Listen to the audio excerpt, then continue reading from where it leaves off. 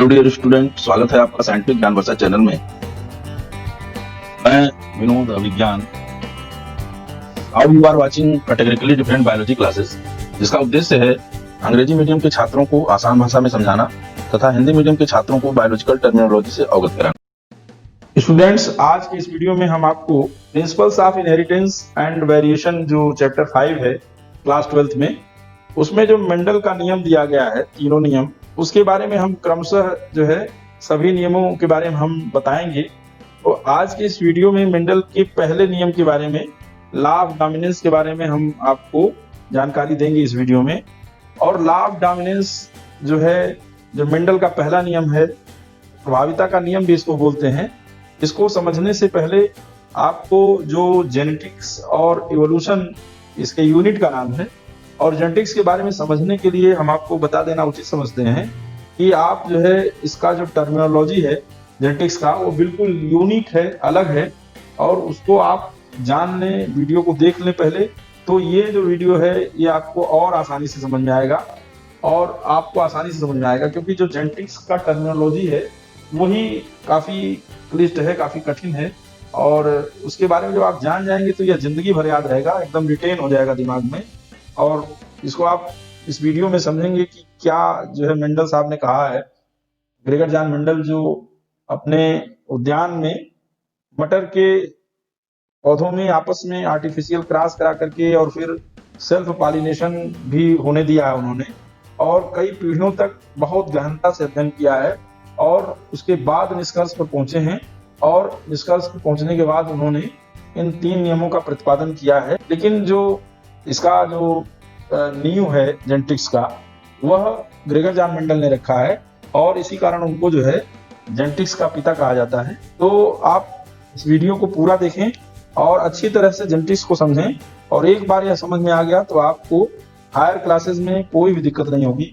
और मेंडल के जो तीनों नियम हैं, लॉ ऑफ डोमिनेंस पहला, जिसको प्रभाविता का नियम कहते हैं, लॉ ऑफ सेग्रीगेशन इसको बोलते हैं पृथक्करण का नियम, और लॉ ऑफ इंडिपेंडेंट असॉर्टमेंट इसको बोलते हैं स्वतंत्र अव्यूहन का नियम, या स्वतंत्र पृथक्करण का नियम भी बोलते हैं इसको।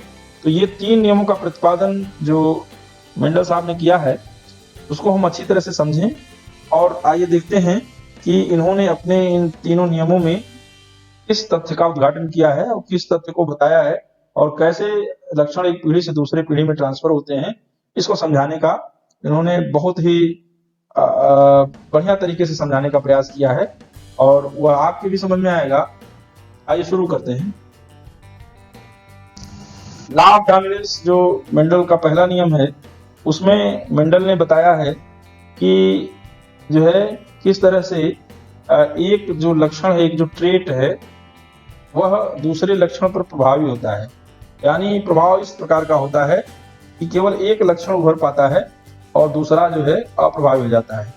तो प्रभावी के लिए डोमिनेंट और अप्रभावी के लिए रिसेसिव शब्द का प्रयोग किया है मेंडल साहब ने, और जीन के लिए कारक का प्रयोग किया है। जो ग्रेगर जॉन मेंडल जी ने एक जो मटर को उदाहरण के रूप में लिया समझाने के लिए कि किस तरह से लक्षण या ट्रेट एक पीढ़ी से दूसरी पीढ़ी में ट्रांसफर होते हैं, उसमें उन्होंने मटर के पौधे को लेने का बहुत सारा अभिप्राय था। सबसे जो खास कारण था वो ये था कि यह जो है बहुत कम समय में, 3-4 महीने में इसकी पीढ़ी अगली पीढ़ी में कन्वर्ट हो जाती है। तो कम समय में इसमें फल लग जाते हैं और परागण आदि की क्रिया हो जाती है। तो इस कारण से भी चयन किया, और इसमें बहुत सारे कंट्रास्ट लक्षण होते हैं। इसमें जो कैरेक्टर्स हैं उसको 7 जोड़े में इन्होंने बताया है, और कुल लक्षण यदि जोड़ें तो ये 14 होते हैं। लेकिन चूंकि एक लक्षण का जो अपोजिट लक्षण है या कंट्रास्टिंग लक्षण है, कंट्रास्टिंग ट्रेट है, उसको मिला दिया उन्होंने, और उसको मिला के एक लक्षण माना है। जैसे स्टेम हाइट को ले लिया उन्होंने, हाइट तो 2 तरह की हाइट होगी, एक लंबा टाल और एक ड्वार्फ बौना। और इसके अलावा फ्लावर का जो कलर लिया उन्होंने, तो कलर एक लक्षण है फ्लावर का, उसमें 2 कलर हैं, एक वायलेट लिया और एक व्हाइट लिया। और इसी तरीके से फ्लावर पोजीशन, फ्लावरिंग जो होता है पौधों पर, वह दो तरीके से, एक तो एक्सियल मतलब तने के ऊपर लगे रहते हैं, और एक जो है टर्मिनल एकदम टॉप पर ही केवल जो है पुष्प पाए जाते हैं, ऐसे पौधों को लिया है। और पार्ट शेप यानी जो फली है उसका शेप लिया है इन्फ्लेटेंड और कॉन्स्ट्रिक्टेड। तो इन्फ्लेटेंड मतलब एकदम बराबर फली हो, कहीं सिकुड़ा ना हो, बीच में दबा ना हो, और जो कॉन्स्ट्रिक्टेड है वो बीच में सिकुड़ा रहता है, टेढ़ा मेढ़ा रहता है। इस तरह की फली को लिया, शेप उसका लिया, और पार्ट कलर भी लिया, यानी फली जो होती है मटर की वह जो है दो कलर की इन्होंने लिया, एक तो ग्रीन और दूसरा उसका अपोजिट कलर येलो लिया। और जो सीड शेप लिया इन्होंने, वह जो बीज का आकार लिया वह राउंड और रिंकल्ड, राउंड गोल बीज लिया, और रिंकल्ड झुर्रीदार हल्का उसमें जो है सिकुड़ा हुआ बीज लिया। और सीड कलर में इन्होंने दो तरह के कलर का चयन किया, एक तो येलो और ग्रीन। तो इसको कंट्रास्टिंग पेयर इन्होंने लिया, इस कारण से लिया इसको कि आसानी से इसमें एक जो पौधा है उसके पराग कणों को आर्टिफिशियली निकाल करके, और वह जो है फीमेल के जो कार्पेल हैं उसके अग्रभाग तक पहुंचा करके मैनुअली पहुंचाया, उन्होंने क्रॉस पॉलिनेशन कराया। तो यह आसान भी था इनके लिए, और अपना एक्सपेरिमेंट प्रारंभ किया। उस एक्सपेरिमेंट पर आते हैं। उसके पहले आप देख लें कि आर्टिफिशियल पॉलिनेशन, जिसमें मैनुअली जो है जो कार्पेल है, कार्पेल के जो अगले हिस्से जहाँ पे परागकण नॉर्मली पहुंचते हैं, स्टिग्मा बोला जाता है, वहां तक पहुंचाने का कार्य किया इन्होंने। और पराग कणों का स्टिग्मा तक पहुंचना ही पॉलिनेशन कहलाता है, परागण कहलाता है। इसको हम पॉलिनेशन वाले वीडियो में बता चुके हैं, और आप उसको देख सकते हैं और समझ सकते हैं कि किस तरीके से सेल्फ पॉलिनेशन होता है। यानी सेल्फ पॉलिनेशन में कोई उसको जो है उसको प्रेरित नहीं करता है, उसको जब उसके साथ उसमें वो अपने आप होता है स्वतः ही, नेचुरल तरीके से, उसको सेल्फ पॉलिनेशन बोलते हैं। और जब पराग कणों को अपने हाथ से निकाल करके और उसको जो है पहुंचाया जाए कृत्रिम तरीके से, आर्टिफिशियल तरीके से, तो यह जो है कहलाता है artificial pollination.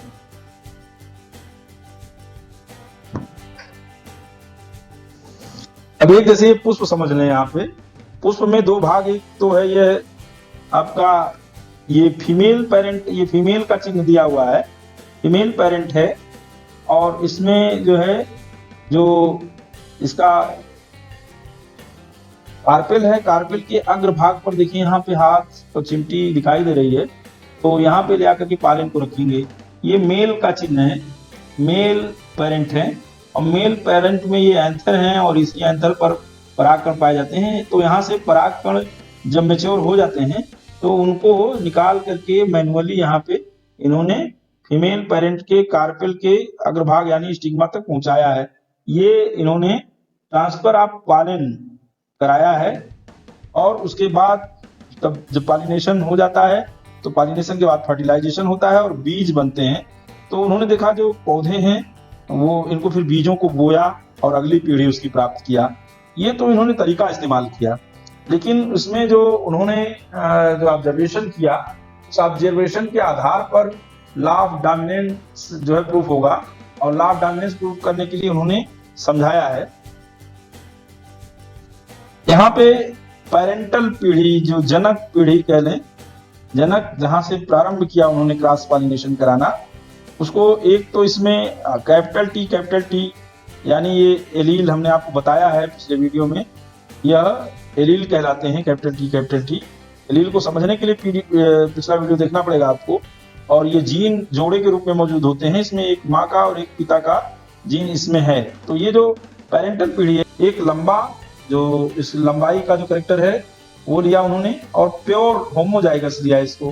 Capital T homozygous है और एक ही तरीके का है। स्मॉल टी भी होमोजाइगस है, एक ही तरह का लेटर लिया है। और यहाँ पे लंबा पौधा लिया और यहाँ पे बौना पौधा लिया। यह भी रहस्य हमने पिछले वीडियो में सुलझाया है कि कैपिटल टी क्यों कहा जाता है, स्मॉल टी क्यों होमोजाइगस है, दोनों होमोजाइगस क्यों हैं, होमोजाइगस और हेट्रोजाइगस भी बताया हमने आपको।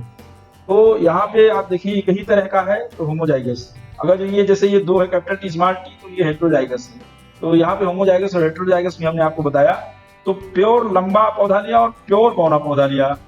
प्योर मतलब माता और पिता के दोनों बौनेपन के जो जीन है जो एंडोमार्फ के रूप में मौजूद है इसमें, वह पौधा लिया और लंबे पौधे को बौने पौधे से क्रॉस कराया। तो जो first filial generation F1 generation है, इसमें सभी के सभी संकर हाइब्रिड पौधे पैदा हुए, प्योर नहीं हुए, हेटेरोजाइगस पौधे पैदा हुए, उत्पन्न हुए। तो इसमें जो जीन पाया गया, एक कैपिटल टी और एक स्मॉल टी का, फिर कैपिटल टी स्मॉल टी, इस तरह से पौधे पाए गए। तो सब के सब जो है इसका रेशियो भी है, हम अगले वीडियो में इसको समझाएंगे, इसका रेशियो और पुनेट स्क्वायर से इसको हम समझाएंगे तो और अच्छे तरीके से समझ में आएगा। अभी जितना आपको समझाया जा रहा है, हमने शुरू में कहा कि इसको क्रमशः समझना पड़ेगा सब चीजों को, तभी जेनेटिक्स आपकी समझ में आएगा। लॉ ऑफ डोमिनेंस को जब हम आपको समझा रहे हैं यहाँ पे सिर्फ आपको ये बताया जा रहा है कि ये जो लंबा पौधा है और ये जो बौना पौधा है, इसमें जब क्रॉस कराया जा रहा है तो पहली पीढ़ी में सभी लंबे पौधे होंगे। तो यहाँ पर जो तथ्य उभर के आता है, जो पहला इनका जो नियम वो इसी पर आधारित है कि जो ये लंबापन है वो पहली पीढ़ी में प्रकट होता है और जो बौना पौधा है, बौने पौधे का जो लक्षण है वो पहली पीढ़ी में प्रकट नहीं होता है। तो जो लंबापन है वह बौनेपन पर प्रभावी है, यानी जो कैपिटल टी है वो स्मॉल टी पर प्रभावी है। इसमें जो कैपिटल टी जीन है यह डोमिनेंट कहा जाएगा और जो स्मॉल टी है यह रिसेसिव कहा जाएगा। ये कैपिटल टी वाला जो टॉलरेंस का जो लक्षण है वो केवल यहाँ पे प्रभावी हुआ, इस कारण से इसमें जो पहली पीढ़ी में जो सदस्य बनेंगे, पौधे बनेंगे, वह सभी के सभी लंबे होंगे। Capital T small T, capital T small T वाले पौधे भी पैदा होंगे। यहाँ पे ये जो लेटर है टॉलरेंस के लिए कैपिटल टी और डार्कनेस के लिए स्मॉल टी, यही पैटर्न यूज किया है मेंडल ने, ये आसानी से समझने के लिए। ये नहीं कि ड्वार्फनेस के लिए डी लिखे, ऐसा नहीं है, ये जेनेटिक्स का रूल है और मेंडल ने बताया है कि जिस प्रभावी लक्षण का जो पहला अक्षर है उसको इस्तेमाल करेंगे और अप्रभावी लक्षण के लिए उसी का स्मॉल लेटर यूज करेंगे। इस नाते यहाँ पर कैपिटल टी और यहाँ पे स्मॉल टी यूज किया जा रहा है। या नहीं कि यहाँ पे कैपिटल टी तो यहाँ पर स्मॉल टी कर दें, ऐसा जो है नहीं किया गया है। यह रिस्ट्रिक्शन है जेनेटिक्स का और इसको आपको ध्यान में रखना होगा। तो आप यहाँ देखें कि ये जो है पहली पीढ़ी में फर्स्ट फिलियल जनरेशन भी समझाए हम आपको, तो उसमें सभी के सभी लंबे पौधे पैदा हुए, लेकिन दूसरी पीढ़ी में ये बौनापन जो कैरेक्टर है जो छिपा हुआ था, रिसेसिव है, ये दूसरी पीढ़ी में प्रकट हो गया। यहाँ सेकेंड फिलियल जनरेशन देखें, F2 जनरेशन, तो यहाँ पे F2 जनरेशन में 3 लंबे पौधे हुए और एक बौना पौधा हो गया।